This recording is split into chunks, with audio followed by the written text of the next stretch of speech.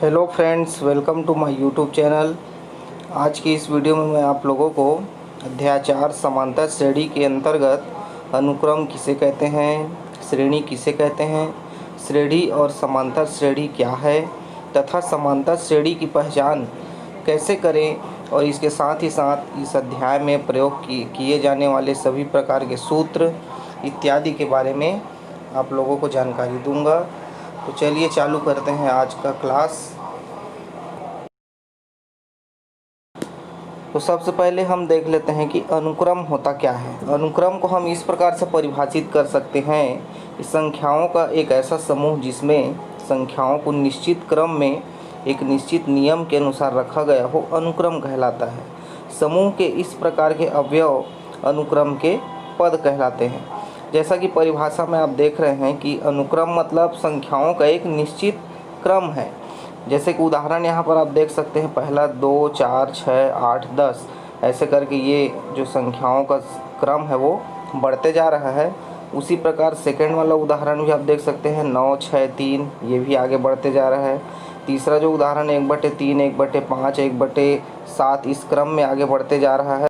यहाँ पर आप देख सकते हैं कि पहले उदाहरण में जो संख्याओं का क्रम है वो क्रमशः 2-2 जो है बढ़ते जा रहे हैं। मतलब पहले वाले संख्या में 2 अगर प्लस कर देंगे दूसरा प्राप्त हो रहा है, उसी प्रकार दूसरा में हम 2 प्लस कर देंगे तीसरा प्राप्त हो रहा है, और तीसरे में 2 प्लस करेंगे चौथा संख्या प्राप्त हो जाएगा, और चौथे में अगर 2 ऐड कर दें तो नेक्स्ट वाला जो पद है वो प्राप्त हो रहा है।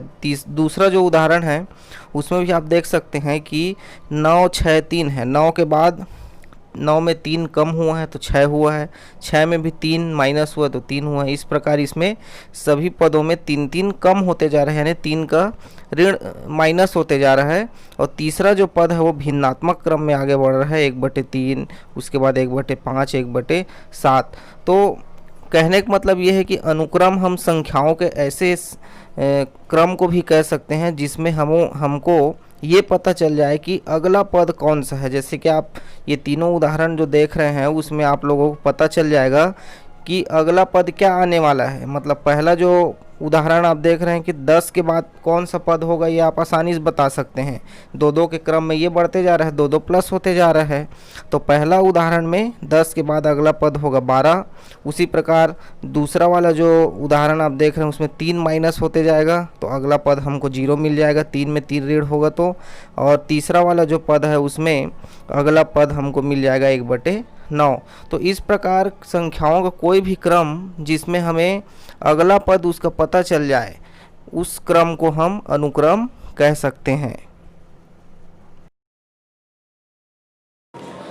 अनुक्रम के बाद अब हम देख लेते हैं कि श्रेणी क्या होता है। श्रेणी भी अनुक्रम से ही संबंधित होता है, इसका भी संबंध अनुक्रम से ही होता है। तो श्रेणी को हम इस प्रकार से परिभाषित कर सकते हैं कि यदि अनुक्रम के पदों के बीच में धन अथवा ऋण चिन्ह द्वारा समायोजित कर दिया जाए तो प्राप्त अनुक्रम को ही हम श्रेणी कहते हैं। मतलब आपको अभी मैंने बताया कि अनुक्रम क्या होता है। अगर अनुक्रम के जो पद होते हैं उनके बीच में हम प्लस या माइनस चिन्ह का प्रयोग कर दें, या प्लस या माइनस चिन्ह से उसको समायोजित कर दें, या प्लस या माइनस चिन्ह से संबंधित कर दिया जाए तो हमें जो संख्याओं का एक क्रम प्राप्त होगा उसको हम श्रेणी कह सकते हैं। यहाँ पर आप उदाहरण देख सकते हैं, 2 उदाहरण यहाँ पर लिखा हुआ है। अनुक्रम 2, 4, 6, 8 ये क्या है, एक अनुक्रम था। इसके बीच में हमने प्लस प्लस चिन्ह का प्रयोग कर दिया है, पिछले उदाहरण में मैंने आप लोगों को बताया था। वैसे सेकंड वाला जो उदाहरण है वहाँ भी 1, 3, 5, 7 एक अनुक्रम है और इनके बीच में मैंने प्लस और माइनस चिन्हों का प्रयोग करके एक उदाहरण बनाया है। तो इस प्रकार जो भी ऐसा संख्याओं का जो क्रम है उसको हम श्रेणी कहते हैं। श्रेणी के बाद अगला हम देख लेते हैं श्रेणी। श्रेणी भी श्रेणी से ही संबंधित होता है। श्रेणी और अनुक्रम दोनों का ये मिला जुला रूप होता है।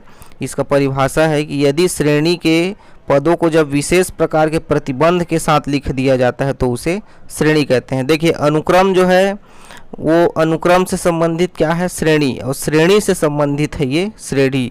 तो श्रेणी जो है अनुक्रम और श्रेणी दोनों का मिला जुला स्वरूप होता है। विशेष प्रकार के प्रतिबंध के साथ लिख दिया जाता है तो उसे श्रेणी कहा जाता है। यहाँ पर उदाहरण आप देख सकते हैं 2, 5, 8, 10। मतलब ये क्या है, अनुक्रम भी है उदाहरण में और श्रेणी, दोनों के नियमों का प्रयोग किया गया है। तो दोनों का जो मिला जुला जो रूप है उसको हम श्रेणी कह सकते हैं। नोट: प्रत्येक श्रेणी श्रेणी होती है लेकिन प्रत्येक श्रेणी श्रेणी नहीं हो सकती। इसके बाद हम देख लेते हैं कि श्रेणी कितने प्रकार की होती है।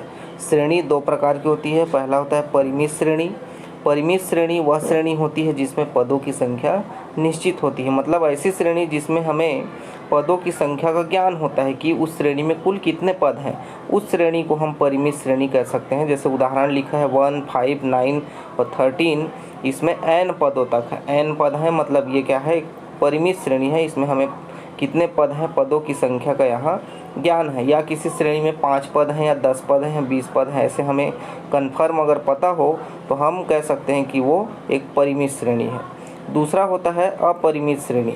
अपरिमित श्रेणी वह श्रेणी होती है जिसमें पदों की संख्या अनिश्चित होती है, निश्चित नहीं होती, उसको हम अपरिमित श्रेणी कहते हैं। यहाँ पर उदाहरण आप देख सकते हैं 24, 21, 18 और ये अनंत लिखा हुआ है लास्ट में। इसका मतलब होता है इसमें कितने पद हैं ये कह पाना संभव नहीं होगा। तो इस प्रकार की जो श्रेणी है उसको अपरिमित श्रेणी कहते हैं। या अनंत नहीं भी लिखा है, अगर लास्ट पद के बाद डैश डैश कर दिया है तो भी वो अपरिमित श्रेणी ही कहलाता है।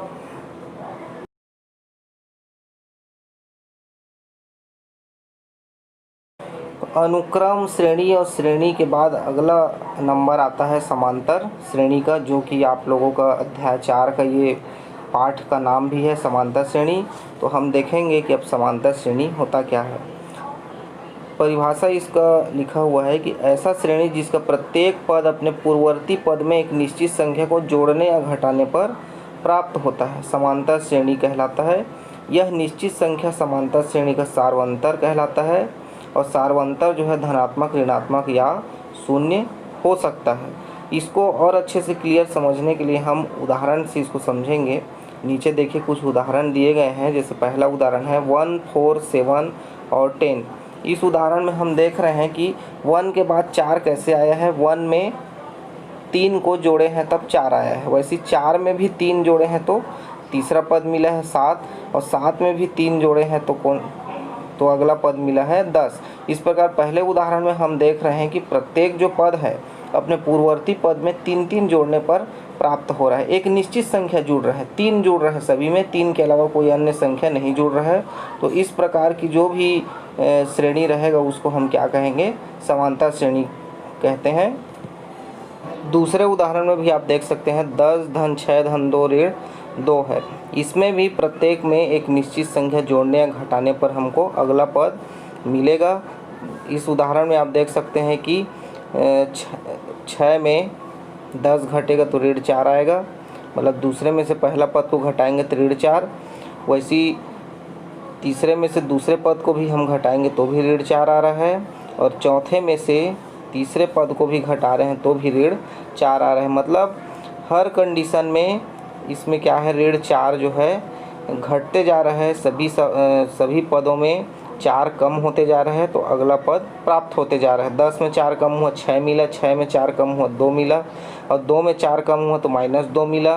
वैसे -2 में 4 कम हुआ अगला पद मिलेगा -6। तो इस प्रकार से आप किसी भी समांतर श्रेणी का पहचान भी इसी तरीके से कर सकते हैं।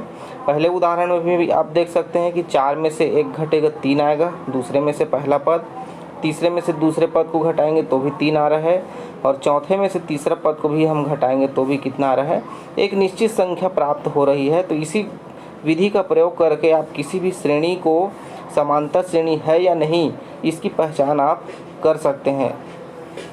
दोनों उदाहरण में जो निश्चित संख्या प्राप्त हो रहा है, मतलब पहले उदाहरण में 3 प्राप्त हो रहा है और दूसरे उदाहरण में ऋण 4, इसी को हम समांतर श्रेणी का क्या कहते हैं, सार्वंतर कहते हैं। तो कोई भी समांतर श्रेणी दिया हो, अगर उसका सार्वंतर एक निश्चित संख्या प्राप्त हो तो वह एक समांतर श्रेणी हम कह सकते हैं। या ऐसा भी कह सकते हैं कि कोई भी श्रेणी हो उसमें अगर इस प्रकार से क्रमशः दूसरे में से पहला, तीसरे में से दूसरे पद, चौथे में से तीसरे पद ऐसा अगर घटाया जाए तो हर बार एक निश्चित संख्या प्राप्त हो तो ऐसी जो श्रेणी है वो समांतर श्रेणी कहलाएगा। और जो निश्चित संख्या है उसको हम इस समांतर श्रेणी का सर्वांतर कहते हैं। तो इस विधि का प्रयोग करके आप किसी भी समांतर श्रेणी की पहचान आसानी से कर सकते हैं। समांतर श्रेणी क्या है तथा समांतर श्रेणी की पहचान कैसे करें, इसको जानने के बाद अगले में हम देख लेते हैं कि समांतर श्रेणी का व्यापक पद क्या होता है। व्यापक पद का मतलब है कि समांतर श्रेणी के जो पद हैं वो किस प्रकार से व्यवस्थित रहते हैं।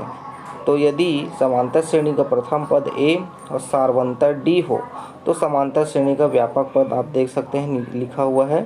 पहला पद है a, फिर सेकंड जो पद रहता है वो a प्लस डी मतलब पहले और सर्वांतर का योग। फिर तीसरा पद होता है a प्लस 2d मतलब पहला पद और सर्वांतर के दुगने का योग। और अगला पद है a प्लस 3d मतलब पहला पद और सर्वांतर के तिगुने का योग। तो इसी प्रकार से आगे के भी पद चलेंगे, a plus 4d, a plus 5d। तो समांतर श्रेणी का जो व्यापक पद है वो इसी प्रकार से व्यवस्थित रहता है। समांतर श्रेणी के व्यापक पद के बाद अब समांतर श्रेणी का nवां पद। ये समांतर श्रेणी के nवें पद का सूत्र है Tn बराबर a plus n minus 1 into D, जहाँ a को प्रथम पद कहते हैं, d सार्वंतर है, n पदों की संख्या है, Tn को अंतिम पद कहा जाता है या nवां पद भी कहा जाता है। सर्वांतर निकालने के लिए आप किसी भी श्रेणी के दूसरे में से पहले पद को घटा देंगे तो सर्वांतर निकल जाएगा।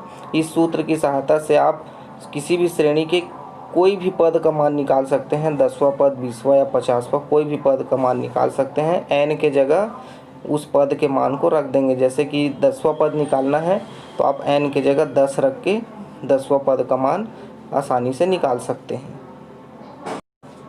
समांतर श्रेणी के nवें पद के बाद अगला है समांतर माध्य। मान लीजिए कि तीन राशि a, कैपिटल A और स्मॉल b समांतर श्रेणी में है। मतलब ये तीन ही राशि है जो कि समांतर श्रेणी में है।